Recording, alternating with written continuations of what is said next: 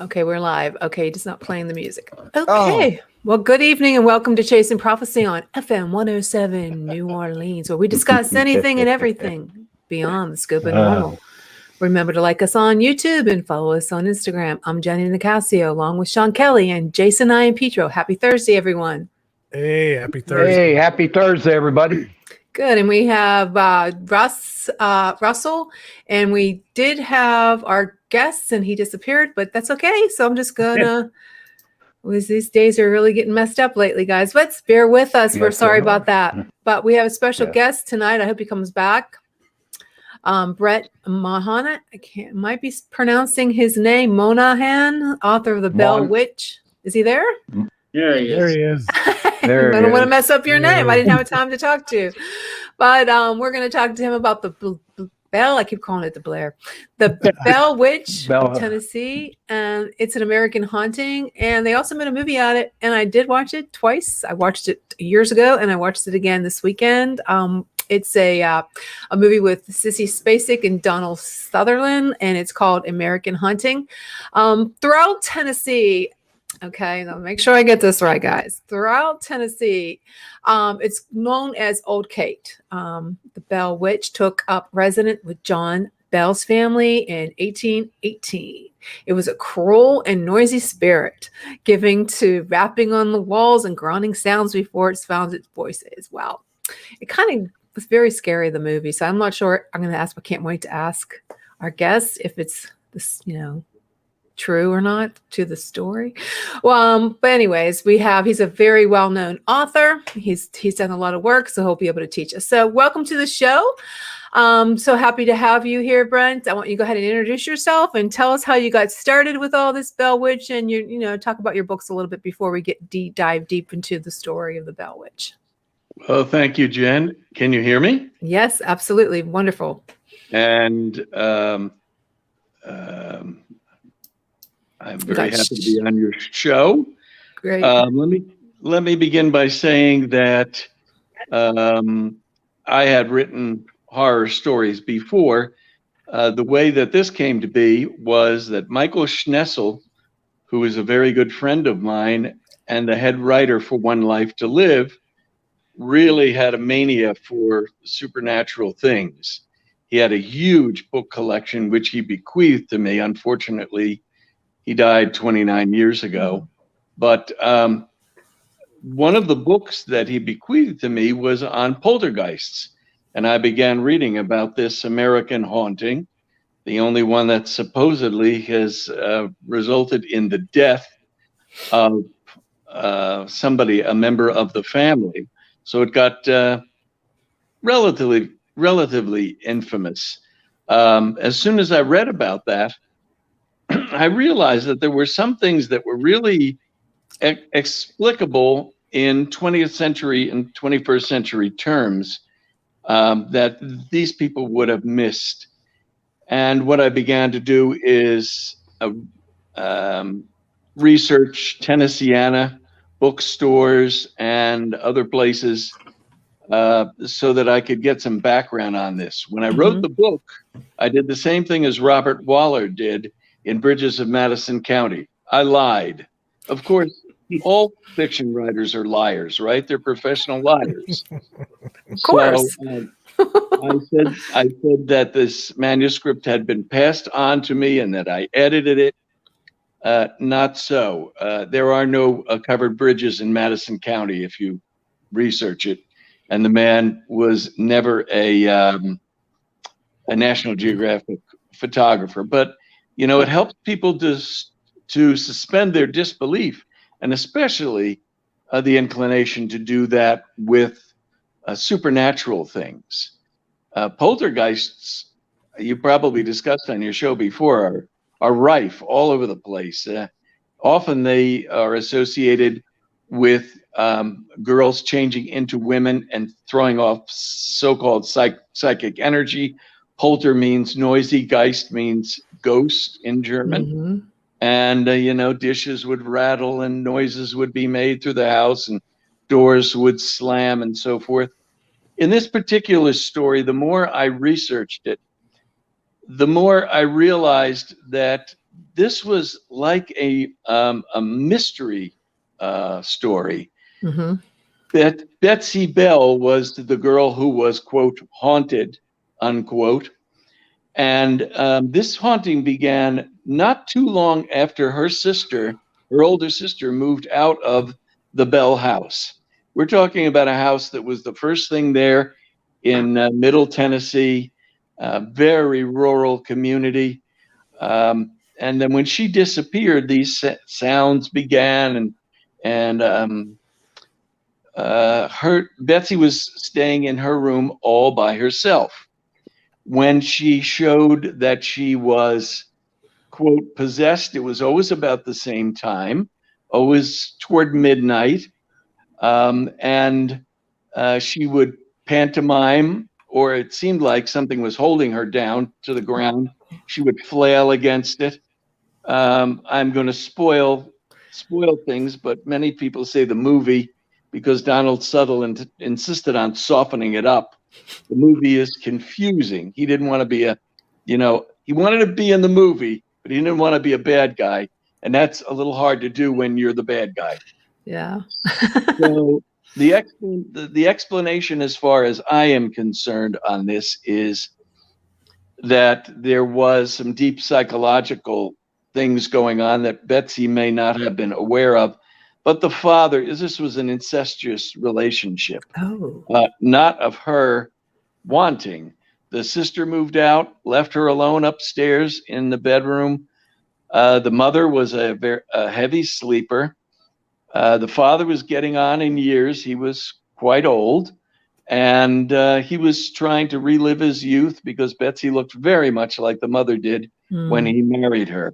So what she was doing is, I'm sure, just like many predator fathers and abusers of children do, they say, if you tell, this will ruin the family. We'll be thrown out. I'll be put in jail. And so she ended up, her psyche, creating this Bell Witch phenomenon to try to pantomime and tell people what was going on in her life. And that's a pretty scary thing. Mm-hmm. But not to say that there isn't poltergeist energy. I don't think there are ghosts. I think it's emanations from young men, young women, usually. Really? It's still pretty interesting. Very interesting. I have a question real quick. When I was watching the movie, there was a curse or from that woman, the witch, yes, or she really wasn't a witch, she was just a nasty woman. Yeah, she was nasty, and I think Batts, Mrs. Batts, was happy to be the eccentric in the community. Her husband early on got in the way of a tree he was chopping down, and it did what was called kicked back, took out his knees and his legs, and he was a cripple thereafter. So she lived next door to the family we're talking about, the Bell family. Mm-hmm. And in order to stay alive, she let them harvest some of the forest there. And they never came to an agreement on how much forest and what it should be, how much it should cost. There was it wasn't a true lawsuit, but it was taken up before the church elders. And so she did curse the family. And inadvertently, I think she drew a lot of hatred upon herself because everybody said, well, this is the curse. Yes, there was. So they named this thing Old Kate, right? Old Kate. After Kate Batts. So there wasn't a witch? No, she was an eccentric loudmouth It's woman. just her. She's, okay.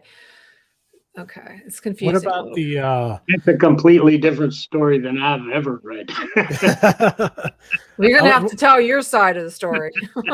So I was wondering about the when one of the kids unearthed a skull, which they think is from an Indian, from the Indian burial grounds around that area. There's speculation that the Bell Witch could actually be a multitude of angry Indian spirits. True.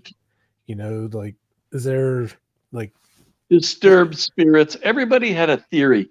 let's not forget that these were primitive Americans, and it wasn't so long before that we were having the Salem witch trials. So, Freud hadn't, it was going to be a long while before he was born, and psychology came really into being a respectable science. So superstitions grew up, and there was a, whisper down the lane. Did you ever play that game where somebody says a sentence, whispers it to the next person, whispers Oh, it to yeah. I missed By that the time you one. get to the end, Yeah, I it's remember been that. embellished and changed. Everybody wanted to stick their 2 cents in and add a little bit here and there to make it more interesting. So you have to separate the wheat from the chaff in this thing. There's awful lot of excess stuff. Okay. Well, what story did you hear, Russell?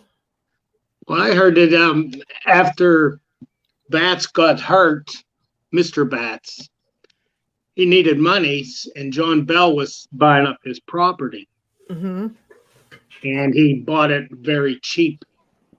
And Kate was very upset about it. And then he went and purchased a slave girl. But he said, I'm going to leave her here with her mother because she's too young yet. And I'll come back and pick her up. And then when he went back to pick her up, Kate said, we want more money for her. And he goes, we already had a deal. And then she said, well, you're not going to get her. And that's when they took it to the church. And then Kate Batts placed a curse on him. And Okay, they said she would go into church, and she threw her dress over a guy that was kneeling on the floor praying, and just started whipping him. But it had nothing to do with the bell, but they said she was very out of her Eccentric. mind. Yeah, out of her mind. So it wasn't like in the movie that they went to court and Bell made a deal that he could use her take her land in exchange for the slave at 20%. Was that right? Was that made up? It didn't say the numbers. It just said they argued over a slave girl. What about Brent? Was that the same? Yeah, the slave girl stuff, I left that out. And as I read it from the younger son Richard's account and the account of what was it, MV Ingram? Actually, women would hide behind initials in those days. Mm-hmm. Because they wouldn't be accepted, right? So from those 2 accounts, he was renting the land. He didn't buy it, but he was denuding it of trees. So because I remember they said the timber. Okay, that she took the value of the timber way beyond what was supposed to be, and I think the 20% usury thing was just a figure that was not allowed. 20%. Geez, they should have to deal with our credit card. Yeah. Exactly. Yeah. The story I like was when Thomas Jefferson went to the Bell Witch. He heard about the Bell Witch and he wanted to see it. And he went to the land and his wagon locked up. Oh, that was Jackson. Yeah, Andrew Jackson. And his wagon locked up. And then they found out a soldier the night before around the campfire said, I have silver bullets and I'm going to put one right through the witch's heart. And when the one that gave me the most pause was the so-called ability of the creature to attend a Sunday sermon and come back and tell them what was said at the sermon before anybody returned home and could tell them about the sermon, and it was the same thing. Mm-hmm. Now that's pretty wild. So yeah, but Jackson called the soldier out and said, "Give me them bullets," and he kept them. And he apologized to the the witch, and he said, "Nobody's going to shoot you." And Jackson's account was, his wagon moved right after that, after he said that. But they said they tried to drag that wagon, and it just was locked up. I like that story. That that was from Andrew Jackson that had some credibility. This is a small book if you see it physically. Once I did my research, I was able to write it in 6 weeks.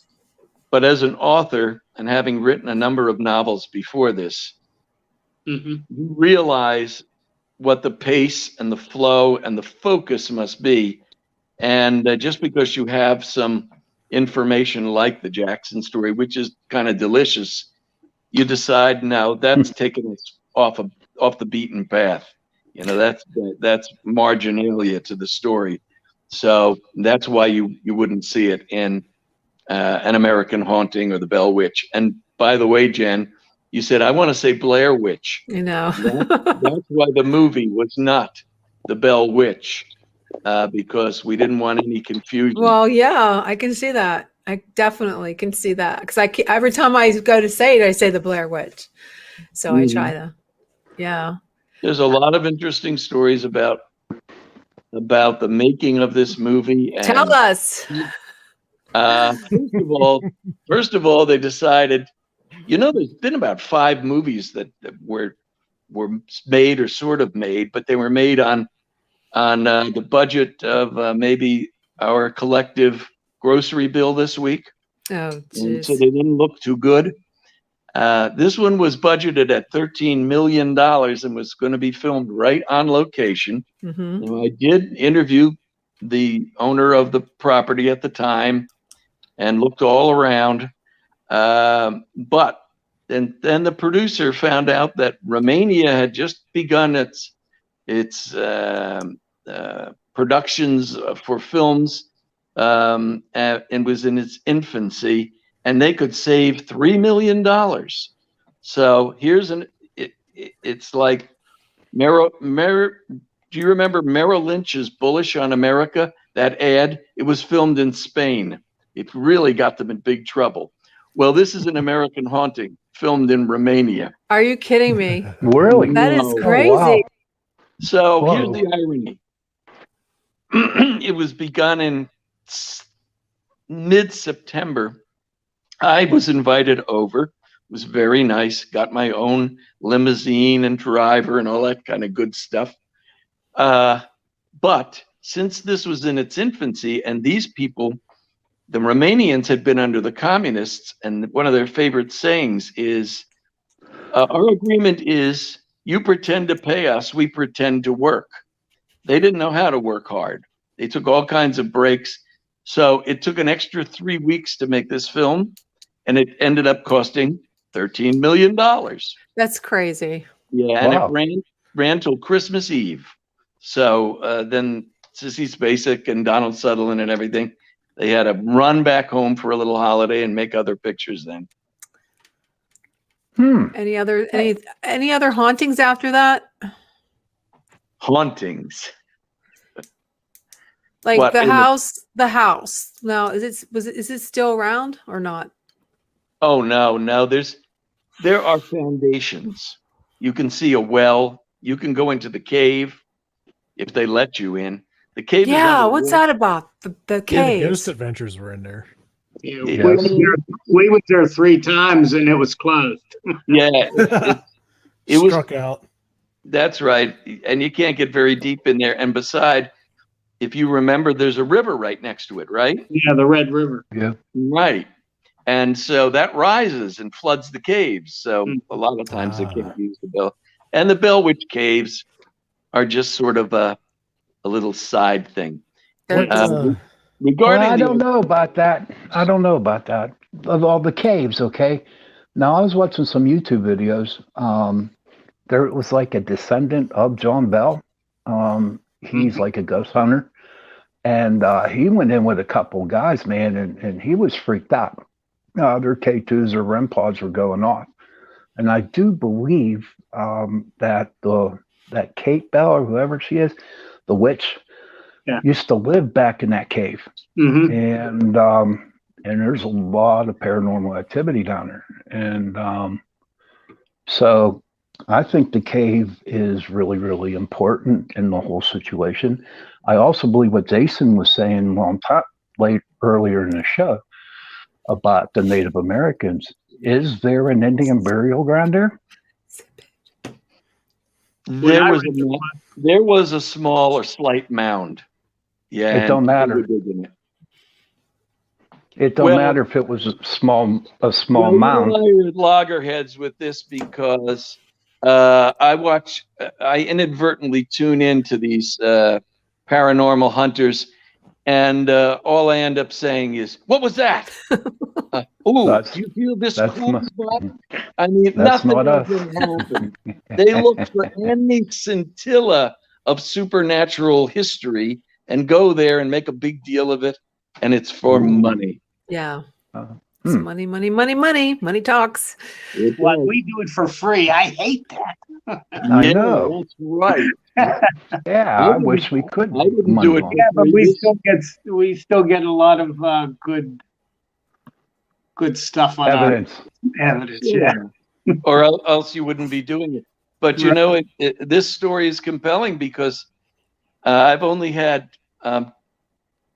one book series, which is called the Jekyll Island Club series, and this book stay in publication for more than 10 years. This one's been in publication now for what? Let's see, I don't even remember when it was first published. Let's see. 2002? That's what I thought. 2002. So we're going into our 19th year, and I like every 6 months getting those royalty checks. There you go. Can I ask you something? How did they find out about your book? Did someone, pitch it to them? You mean the film producers? Yes. He walked by a bookshop, and it was in the bookshop window. Are you kidding me? Wow, that's awesome. Now, yeah, that was luck because, unfortunately, and I guess I shouldn't say the name of my agents in New York, they never had me as what they call front list, and also they never thought horror was anything that they should be pitching out in Hollywood. And I only found this out when they fired a guy who was constantly in my camp, who on the day he left decided to call me up and tell me what they had not done. Oh. Yeah. Oh, really? I don't consider it a horror movie, though. No, it isn't. It's more, it's a scary, a supernatural thriller, I think. That's what I write. I don't pretend to write horror. My other big success was the Book of Common Dread and Blood of the Covenant, which was a sequel. That also, Michael Schnetzel, that came from the head writer of One Life to Live. We were leaving a theater production and we got in an argument about vampires, and he said, "There's no possibility anybody can go any farther with a vampire." I took up the challenge. I don't know. You look at the success that True Blood on HBO was. Absolutely. What's your opinion on the part where William Porter tried to burn the Bell Witch and didn't succeed because it got increasingly heavy and then took off out of the house? Like, what's your thoughts on that part? Whisper down the lane, add some stuff. Really? Everybody's got a little bit to add. Oh, yeah. A little sprinkle here, a little sprinkle there. Yeah. How much did they change it from your novel? They said the way that the producer got the novel was to say, "I'm not changing a thing." And then Sissy Spacek and Donald Sutherland got their hands on it, and he also got fearful and tried to put a lot of Exorcist in it, which was really stupid. Lifting her off the ground. Nobody said she was lifted off the ground. So, I mean, he went for a little more spectacle. He had always wanted to turn a carriage in a carriage chase upside down, and he got to do it. Had nothing to do with taking Betsy away from the property to see if the witch would not follow her, but they put her in an old Romanian carriage and Boy, I tell you, that scene does do well because it flipped at 360 degrees, if you remember. Chased by Russ, wolves. I got a question for Rusty. What? So you were down there 3 times. Did you like feel any energies or like anything supernatural while you were there, being a fellow ghost hunter? No, we just seen the closed, do not enter. And I called the woman. And she said, we will be opening in a month. If you want to give me your name, you come on back and you can do an investigation. So has we anybody know where we're going next year. That was we was heading to New Orleans in the RV for Mardi Gras. And she said it was off season. So, hey, road trip. Yes, sir. We're going. Good. Oh, I got her number. Good. Good. That's crazy. It was interesting because it was in Romania and there were only so few people speaking English that I got pretty friendly with Sissy Spacek and Donald Sutherland. Oh. I don't bother people, famous people, but when they come up to you constantly, you say, hey, they want to talk. So that was kind of interesting. The first thing Sissy Spacek said to me was, thank you so much for writing a book that makes me money. And the second thing she says, speaking about money, can you lend me $110? My daughter's with me and she forgot her graphic calculator. Are you kidding me? I thought that was hysterical. So I lent her the money and then she paid me back. Amen. There you go. Madison. They're normal. Her daughter, Madison. That's They're amazing. human. So tell us some more ghost stories.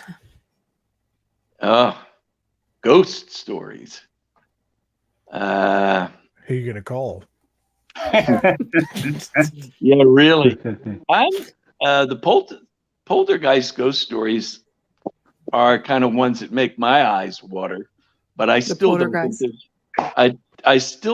think that there is a separate ghost in at least 90% of the situations. There is more in heaven and hell than are dreamt of in our thoughts, Horatio, as Shakespeare said. But that's so you're talking about. Sorry to interrupt, but you're talking about poltergeist. I actually had firsthand experience with one of those in the house that I live in after moving in about 10 years ago. Sean and Russ can attest to everything that happened. This thing was literally tearing the house apart when we weren't here. I've caught voices on EVPs. Like we thought, that we were getting robbed or something, but nobody took nothing. Stuff was thrown across rooms, broken. Everything's documented and, I have evidence of all of it. And, it was nasty. It was something that's what got me into the paranormal, in the beginning after I had Sean, his PPS come out, take care of this thing. But, I'm not willing to dismiss all this stuff. What happens though, you get people who capitalize on it, like the Amityville Horror. Yeah. Right. And, that destroys anything else because everybody's then so skeptical. Mm-hmm. Exactly. Now, the other thing that made the hair stand up on the back of my neck when I read it many, many, many years ago was The Exorcist, because then I've done some research and damn, I mean, here's a person in restraints who's supposedly possessed, and her I don't remember if it was a woman or a man or a boy or a girl, but it said, help me. It was a young boy. Help me, it said in the skin and raised welts. Yes. Holy mackerel. Those exorcisms are really scary. I follow a YouTube video, and there's a priest that talks about how the Catholic Church have gone to exorcisms, and some of those stories are so horrifying. Yeah. Mm-hmm. They're scared. There's so many of them too. It's just not one. And it seems like there's more and more each day. It's not something that went away. I mean, I don't know why they don't talk about them more. There's so many good stories that people could be writing. Horror stories. Those ones are scary. Oh. As I understand it, the Catholic Church resists as much as possible participating in this because they don't want to have a circus atmosphere generated around the church. See, But they will send priests every once in a while. See, I think it's more of like a underground kind of thing right now, because I just found out recently that a relative of mine knows personally a exorcist, a priest who's an exorcist who's ordained through the Vatican, but it's extremely low key because of like what you said, become a circus. But I feel like it is really still going on. We just don't hear about it because it's so underground, Yeah, there's a lot of stuff in the church that we don't hear about. A friend of mine did get an exorcist into our house. This was a while back. There was no priest, like Jason said. He was ordained by the Vatican in order to come in. He was a lay person. He was not, a regular person. Was no priest. But from what I understand, is that the priest and the Catholic priests don't go out and do this anymore. There's special like priests us that do that. So, not your everyday priest does that. They're specially trained to do those exorcisms. New Orleans is near and dear to my heart for one particular story. It was on a Sunday late afternoon. I got a call from out of nowhere, and a gentleman said, "I'm calling you from New Orleans, and I won't tell you what my name is because I'm a close friend of Anne Rice, and I don't want to be disinvited from her parties, but your vampire makes her vampires look like," well, it began with an S and ended with a T, but had like 9 syllables. So. Whoa, man. Huh. Wow. That was an interesting phone. So, what are your vampires like? I want to suck your blood. Mine is a group of 18. There's never more. There's six Caucasians, 6 Asians, 6 of African descent, so that makes 666. That's really neat. They serve the devil because in the book of Jude in the New Testament, the devil has been cast down to hell and cannot appear on earth, and uses substitute minions. Oh. And these are former, and they still are, human beings. They just have prolonged life. They trade with the devil monthly powder supplies by doing the devil's bidding. And they do need to mix this with human blood. And so we have one, in my story, we have one assigned to destroy the last copy of an ancient book that tells all about this. And it's in the Princeton University Rare Manuscripts room. My wife worked at Princeton University, and that library is something to behold. 5 stories. And the rare manuscript section is like Fort Knox to get into. He's got to figure out how to convince 2 people with keys to this vampire to get in there and destroy the manuscript. This book did extremely well, especially in the British Isles. Wow. What's the title on that one? That's not the Dr. Jekyll, is it? No, that's the Book of Common Dread and its sequel, Blood of the Covenant. And this is a vampire who is planning. He is using a little bit of his powder and getting research scientists to try to figure out what it is so he can get free of the devil. And so it's a race against time. It sounds like a series on Netflix. I wish. That's right. Gonna start having to pitch that. I need to get to the right people. Every once in a while. Stage 32. The Blumhouse people and a couple of other places say, "Let us see this and let us see that." I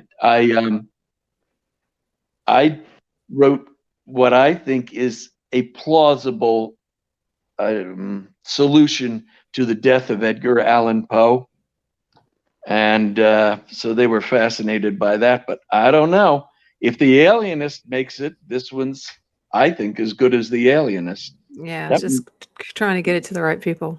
That's it. You got to, and money talks, as you said. Money talks. Jen. Yes, it does. They run the Money. world.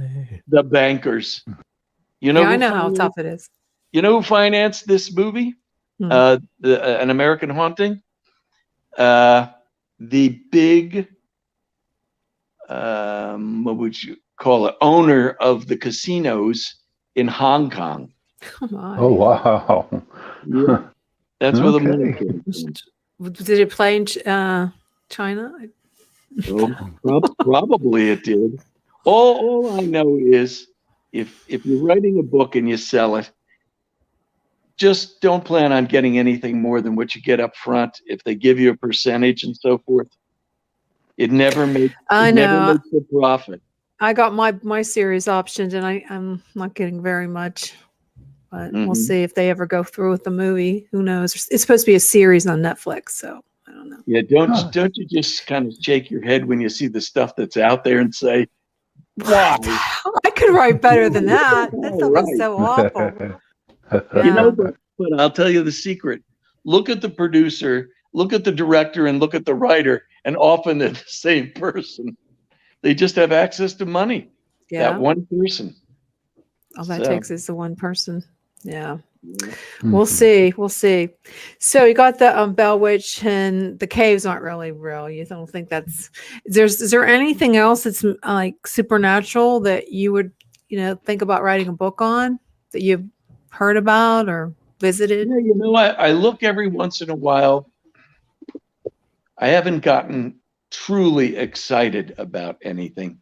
And I sold the entire collection of Michael's to, what's his name? He's a big fiction writer, Ghost Road Blues, and out in Los Angeles. So I used to read through and say, let's find a story that I could retell. Nothing has excited me as much as this thing that happened in Tennessee. I mean, why did he die? I think the mother figured it out and poisoned him. You think that she knew that he was fooling around with her daughter? I think she finally came to the realization. They sort of soft pedaled that in the movie too. But so what would have been the black liquid that was in the bottle? Yes. Anybody know what that was? That's right. And there's plenty of berries that'll kill you. Oh yeah. So Yeah. that's Berries, dingleberries, all kinds of berries. Unfortunately, that stupid young man threw it in the fire, so it couldn't be analyzed. So, But could they have analyzed it back then? I don't think. It was like the 1800s. I don't think. Yeah, I don't think so. No. More difficult. I'm wondering if they still have the Bell Witch Festival and put the play on. Oh, I'm sure they do. Yes. They do. Rusty, you were shaking over there. You all right? You all right, buddy? You all right, No, Rusty? Fine as frog's hair. But they do have that Andrew Jackson said his wagon wheels locked up, and he said he would rather fight the British Army than go back to the Bell property. That's pretty intense. Oh, Yeah, it is. is there anything going on now with the Bell property, Russell? Not that I know of. I know if you go way out in the woods, you can find his John Bell's grave. They said it's just by itself in the middle of a grove of trees. I seen on YouTube a guy went out, was looking for it. He found it. They do have a cemetery with a sort of obelisk on there that commemorates it. But that's not where he's buried, I understand. He's buried out in a grove of trees somewhere. It shows it on Google Maps if you put John Bell's grave. It'll go to the middle of a field. Well, the daughter, I think, subconsciously got back at him pretty well. She literally haunted him to death. Yeah. With this creature. Wow. Sean, you have anything to say about this? Oh, yeah. Well, I don't. Hold on. Okay. What about at the end when a lot of people would hear someone singing with a beautiful voice in church? Okay. And that beautiful voice wasn't there. I mean, I find this very interesting. This whole story. And, you might have little snippets here, snippets here, snippets here. But in my heart, I believe that the Native Americans down there, they messed with that Indian burial ground and all hell broke loose. And that's the way I'm looking at it. That's how I feel. The word Kentucky, what that means? No. The bloody ground, because it was roughly the border between two major Indian nations, and that's where they would rub up against each other, and wholesale slaughter went on. So right around that area. Right. Was there any talk of any kind of massacre around Bell's house? I don't know. I couldn't find anything. Native Americans used to slaughter each other a lot. That's right. Back before the Europeans even come over. And That's right. A lot of them were cannibals too, that they don't publish that kind of stuff. Even with lacrosse, I understand the way they played it, it was deadly. Yeah. It was an excuse. Everything was so intense way back in the day. Yeah. Yeah, it was. Then they met up with the really bloodthirsty Europeans. They thought they were bloodthirsty. There's a lot of mystery to the Hudson Bay too. I don't know if you heard. There's a lot of ghost stories about the Hudson Bay area. All up the Hudson River, right? A lot of ghost stories, absolutely. And of course, that's where we get Rip Van Winkle, and I didn't know that. And we get the Sleepy Hollow story. That was interesting. Movie. That was interesting. So with the stories of the Bell Witch like showing up as weird animals before the haunting, do you think there's any truth to that? Like it would show up as like a dog's body with like a rabbit's head. Oh, did like the wolf in the movie? Yeah, like it would just show up as something just totally out of the ordinary, and then right before the haunting started. Do you think there's any truth to that? I think what happens in these things is the haunting begins, and then everybody looks back and remembers and says, must have been connected to that. That was an omen or a premonition. And how about the little girl in the green outfit hanging from the tree? Yeah, what about that? Who knows? But they did put her in the story. And there was a cave on this, I think it was a prince's property for many years before in Romania.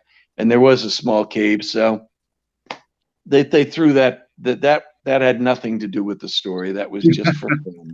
I just can't believe they filmed it in Romania. It's so cool. Right. And let me tell all of you and your listeners that if you go to Romania and you want to give your leading ladies flowers, do not buy a dozen of them for them. Why? Because it costs we stopped at a roadside stand. My limousine driver gets out, and I said, I'd like to get them each a dozen red roses. Well, the discussion went on and got super heated and everything. And he came back and he had the flowers, and he said, well, the problem was that in our country, you only have a dozen flowers at funerals. That's an unlucky number. Oh my God, I didn't know that. Should have been a baker's dozen. You got to know the difference in other countries, right? Their traditions and so forth. You can get in big trouble. Here's another story that's kind of interesting. Those nasty wolves that they had, they were the tamest things. They really had to just drag meat down the road to get them to chase. And because they were the wrong color, they were constantly spraying them with black hairspray. Well, I think that's black roses. What black roses? Have you seen black roses? Well, they must be sprayed, aren't they? I don't Or know. I think they dyed. can actually grow them. They're so expensive. Well, I know that Jackson and Perkins, which when I was young was the big company for hybrid tea roses, was offering, let's say in 1960, something like $100,000 if someone would breed a black rose so that they could sell it. But I don't know. I think they've gotten to very dark violets, but they haven't gotten to pure black. And hybrid teas are almost disappeared. I don't know what happened with them. Boy, are we going far afield on this. Well, you never know. But I do like the stories about the vampires. I think we need a new vampire movie. Well, one, Jenny. What? Right one, Jenny. Oh, I'm so busy. I have to pitch my stuff this week. Huh? You got a fleet of actors right here. Yeah. Definitely. Sean already looks like he's dead, so I'll be Jonathan. Yeah. Are we talking about the Adams family? Yeah. Oh, man. Shaun of the Dead? What? Excuse me? Shaun of the Dead? There you Shaun go, of the Dead. That was so Shaun of the Dead. Yeah. Yeah. That's it. I'm cool. You're cool. You're cool. I mean, no, I'd probably be the vampire that, did something wrong and they pulled my fangs out because I have no teeth. You'd be the vampire that's sleeping all the time. What are you talking about? Yeah. I mean, have Russ the Impaler. I had to reinvent the vampire because I said, really, think about it. You want to live forever, but most of the time you're in a coffin. And when you're out, you're either trying to suck fluids out of somebody or stick fluids into somebody. It's not exactly the best existence, So I made something entirely different and more human than monster, but both. And so I manipulated my plot so that the reader first hated him, then liked him, then hated him, then loved him, and then rooted for him and rooted against him. Kind of like watching wrestling. Yeah, that's right. Put him on a boat and call him a pirate. Wait a minute. There's a difference. Wrestling is real. Yeah. Jason, what are you telling me? Is there somebody on the comments that said something? Yeah, if you click over to comments, a guy named Guy Ricketts. He says, I think this program is awesome to have and be part of. Thank you guys for doing a show like this. It teaches a little bit of stuff and is very interesting knowledge. Well, that's good. Thank you. Asked how long we've been doing the show for. Thanks, Guy. How long have we been doing this show? It'll be a year on June 4th. June, yes, my birthday. Oh, I didn't know it was your birthday. Sorry to hear that. Well, I got to say, I'm having a lot more fun than some of the interviews I've done. One woman, we were on a tour around the country for a book, and this woman wasn't prepared, and she gets on and she says, "So, what's this book like?" I said, "It's like 300 pages."